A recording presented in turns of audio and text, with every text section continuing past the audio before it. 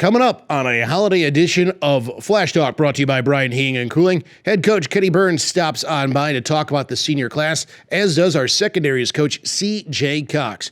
Scott Peace stops on by to let you know what promotions we've got coming up inside the Mack Center and at Dick Stadium. And head gymnastics coach Brice Biggin stops on by to talk about the program and the new facility that's being unveiled this year. That's all coming up in a flash.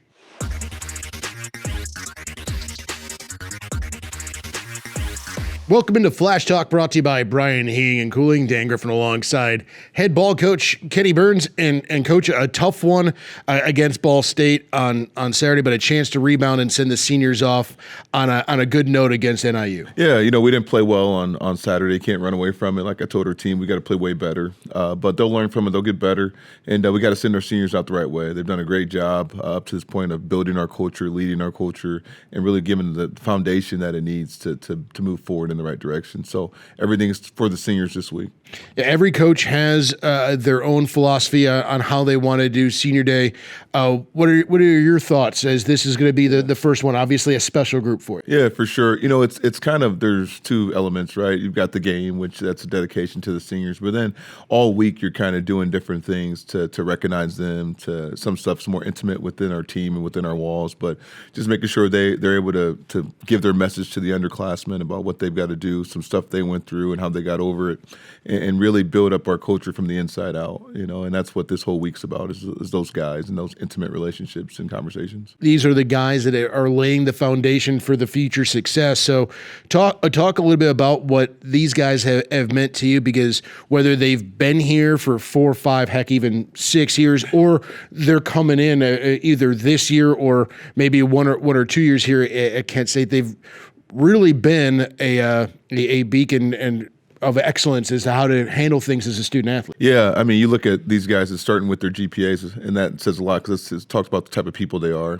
They're the higher ones on our football team.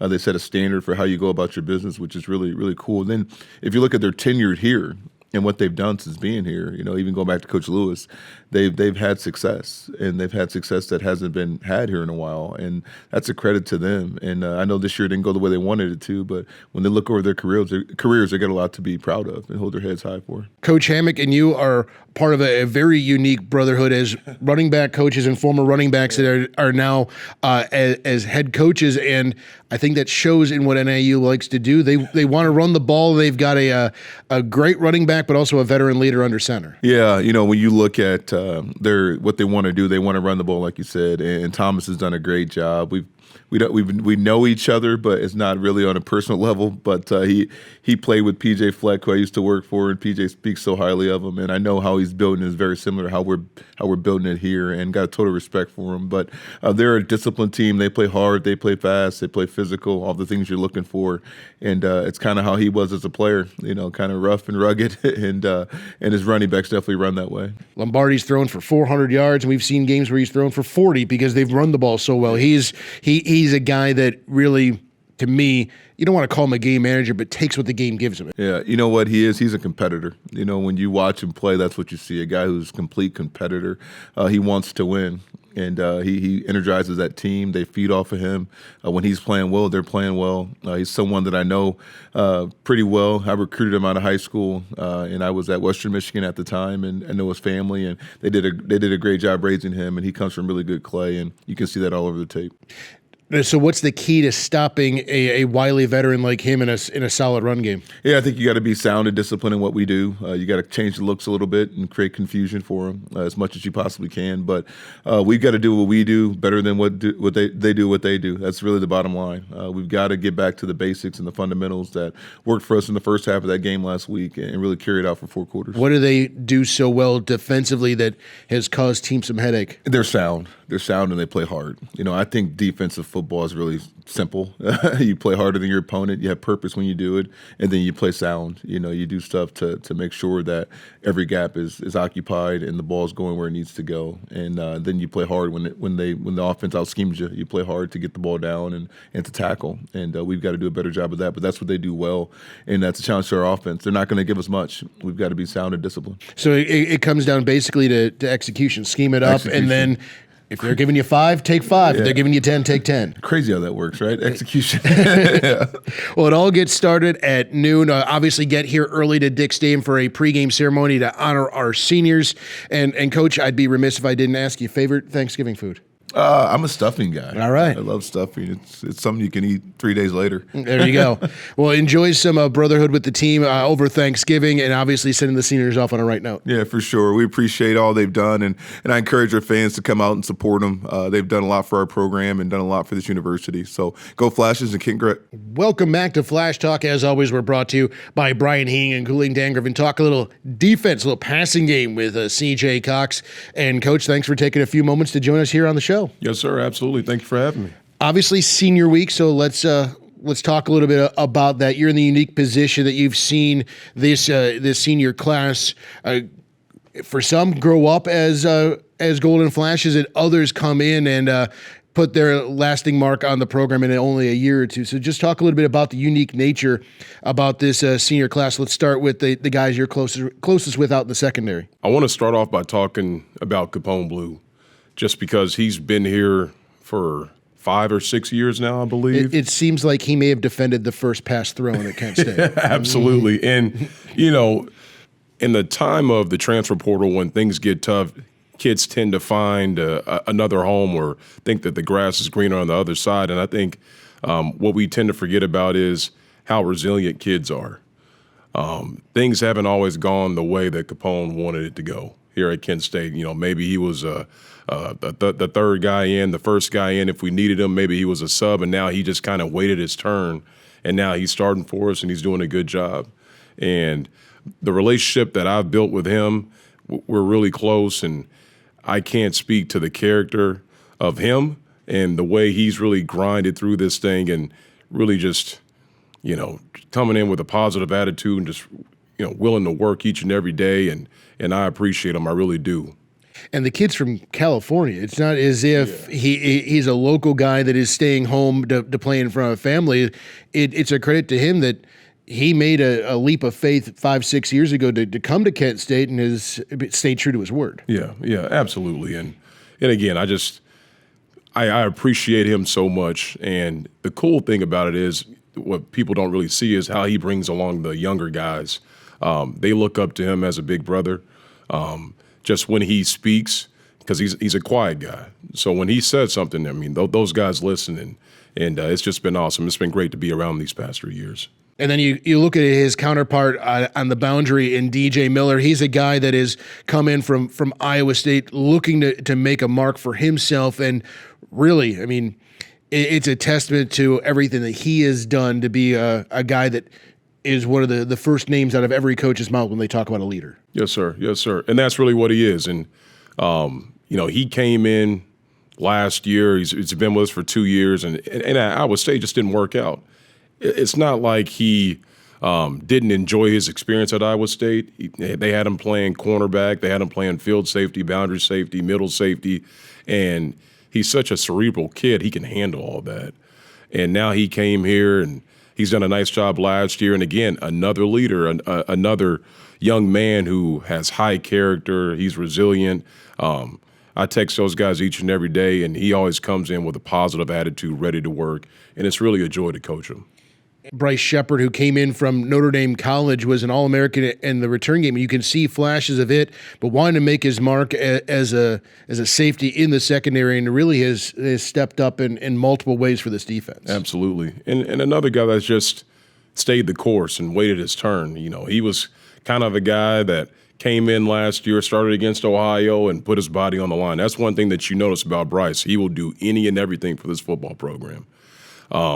And again, he's just been a great addition, another kid with high character, and a great leader for us in the back end. Last, certainly not least, out of your crew is Dallas Craddock, and he is a kid from played at Iowa and came in here to kind of make his mark. But again, a guy that just has 1 year with the Golden Flashes, but I'm going to go out and say that his character, his background has left an indelible mark on your unit and the defense as a whole. Yeah, absolutely. And again, he's more of like the uncle of the group. He's got an old soul, and Sure. he does whatever he can to help this football program out.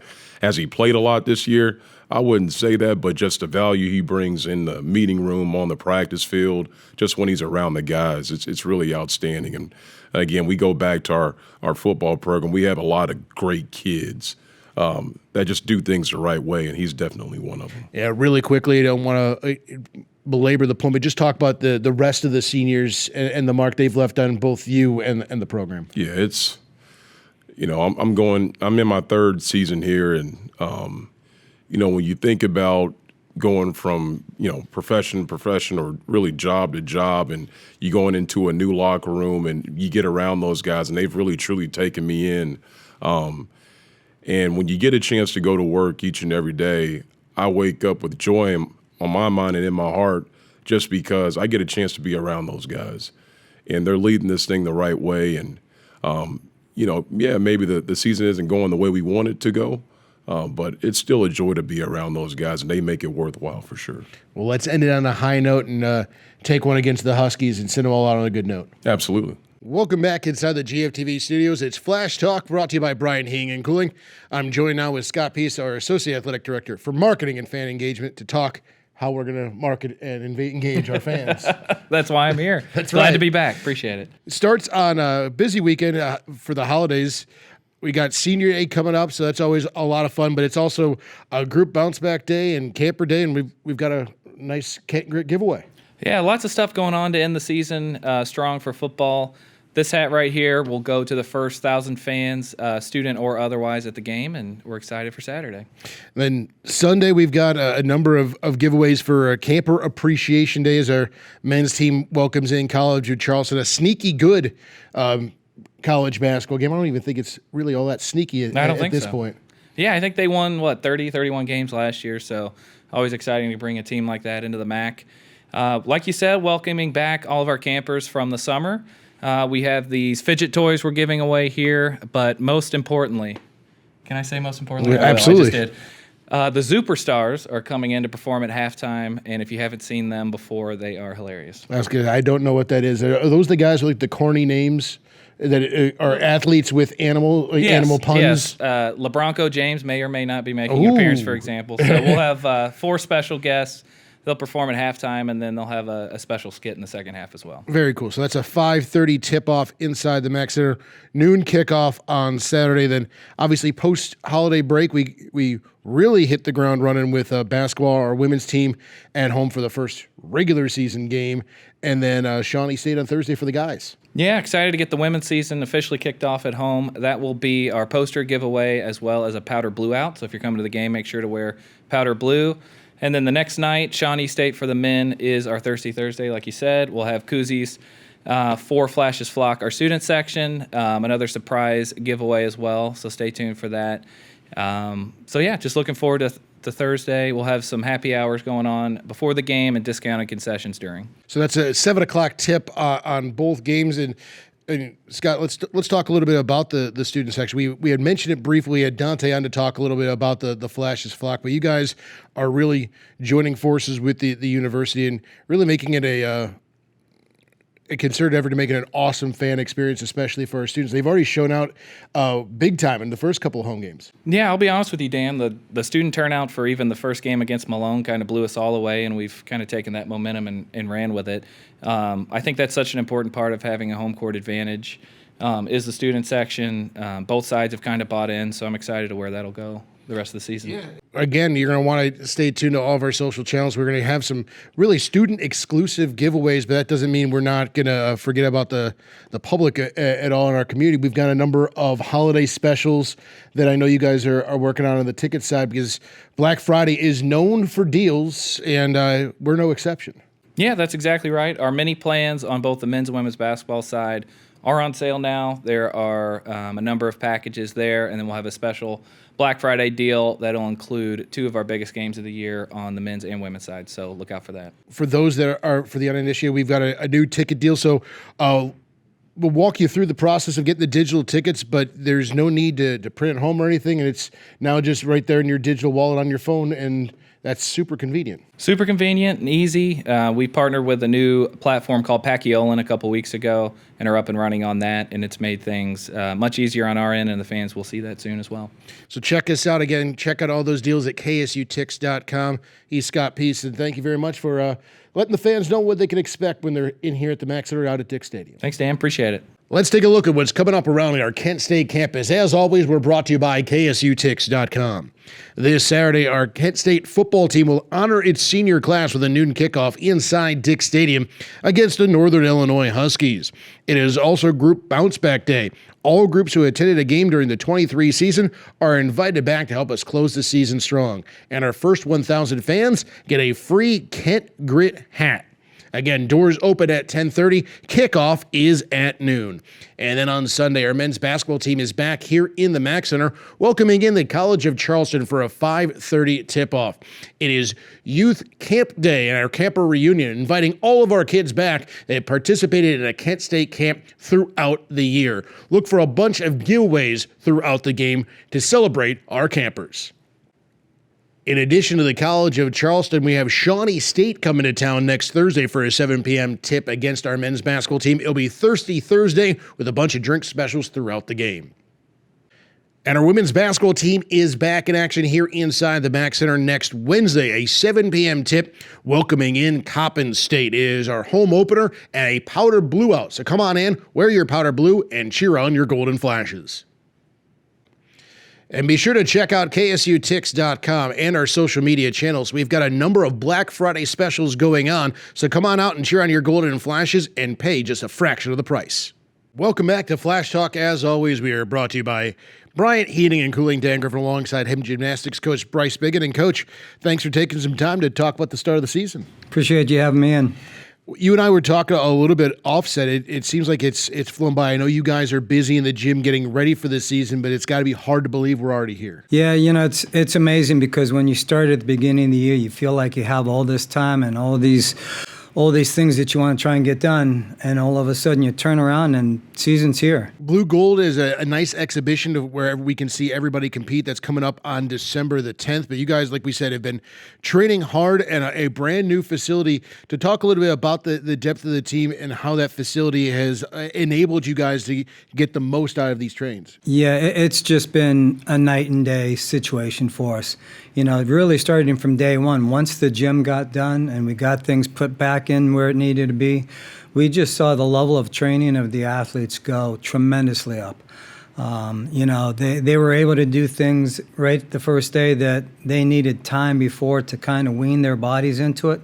And now it's just with the soft landings, it's really taken the training to a different level. Talk a little about for the uninformed, what does that allow you guys to do that wasn't a possibility as little as a season ago? Anytime you start working new skills with girls, your main concern is always the safety. And, as you start to learn new skills, there's going to be times where they make major mistakes as they're performing the skill.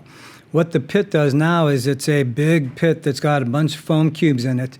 So if they do something incorrectly, they're going to land softly in those foam cubes, and it's not going to be such a big deal. If they're landing on a hard surface, then obviously you're always giving yourself the chance of injury. So it's really given us the opportunity to work the new skills, have them be comfortable doing them, and at the same time really up the level of skills that we are doing right now. How often it's a quote-unquote blind landing where you're picking a spot and then all of a sudden you're just trusting your body to be back where it is the last time you looked at it, to where, like you said, if there's something even goes a little bit wrong, now you're landing blind and you're also landing maybe off kilter, and that's an easy way to turn an ankle, hurt a knee, who knows? Yeah, just being aware of where they're at is so important in gymnastics. And once again, having that pit for those first couple of times, the first couple of attempts until they start getting a little bit more comfortable, it's just a very reassuring thing for the athlete and for us as coaches as well. So let's talk a little bit about the depth. Like we mentioned, the Blue Gold exhibition coming up on December the 10th. That's a way for you guys to showcase and really kick off the season. So talk a little bit about the depth and the competition that's been kind of brewing in that facility. Yeah, I think right now we're in a pretty good spot. talent-wise, I think we've got some good talent. We lost some great seniors last year, and it's always tough replacing that. But I think one of the biggest things is we have created some really good depth. We did a little mock meet a week ago Friday where we brought the girls in and we put them in 2 different teams, almost like we would for the blue and gold. And our numbers that we had on each event was very encouraging. We probably had more girls compete routines than we ever have before. So anytime you can start creating that depth, that's going to really help with, making a better atmosphere in the gym. It's going to challenge them more, and it's going to push them more if they want to get in the lineup. Depth is going to breed competition, which is going to up like you said, the skills and everything. If they see a teammate land a trick, obviously they're happy for them, but now their creative juices start flowing, going, oh, I can do that, and I can do something else. I got to make sure that I'm in that rotation come meet day. Yeah, it's really, having that team depth just makes your team so much stronger by challenging each other and pushing each other. And like you said, they see someone step up, they're happy for them, but at the same time, these girls are competitive. So they want to stay in the mix. They've got to be able to step up a little bit too. What can we expect from your team? I know that it's a competitive atmosphere, but you also kind of let loose and have some fun. Yeah, obviously we still do little safety spots with the girls. We want to get them out in the main gym because it is a little different environment for them. We bring in a judge to judge. We also have kind of a mock judge who, last year Amy Dansevich did it, and we've had other people who come in and we bring them in to have a little fun with the girls and stuff. But it really is their first opportunity to get in front of a real judge, get out in the main gym, and kind of see how they respond to it. It's coming up on December the 10th. Coach, best of luck as we get started for the season. It's always great to talk about the start of another winter sport. Yep, thank you very much. Appreciate it. That's going to do it for this edition of Flash Talk, brought to you by Bryant Heating and Cooling. For all of us here inside the GFTV studios, this is Dan Griffin saying Happy Thanksgiving and go Flashes.